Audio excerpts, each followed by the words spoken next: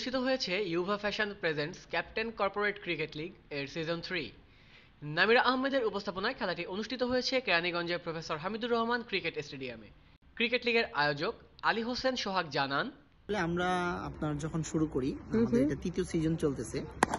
প্রথম সিজন আমরা মোটামুটি যেভাবে শুরু করেছি আলহামদুলিল্লাহ কর্পোরেট লেভেলে, সেকেন্ড সিজনে আমরা যথেষ্ট ভালো সাড়া পেয়েছি। বাংলাদেশে যারা কর্পোরেট লেভেলে যারা খেলতেছে, বড় বড় যে টিমগুলো আছে তাদের কাছ থেকে আমরা অনেক ভালো সাড়া পেয়েছি। এবং আমাদের যে টুর্নামেন্ট করার যে উদ্দেশ্য, আমাদের যে অর্গানাইজিং এর একটাই উদ্দেশ্য হচ্ছে যে যারা বাংলাদেশে যারা এক্স ক্রিকেটার ছিল, বাংলা ন্যাশনাল টিমে খেলেছে, তারা এই টুর্নামেন্ট অলরেডি অনেকেই খেলতেছে। এবং যারা দেখা যাচ্ছে প্রথম শ্রেণীর ক্রিকেট খেলেছে এবং সেটা রিটায়ার্ড করেছে, তাদের নিয়ে আমাদের টুর্নামেন্ট আসলে আয়োজন করা।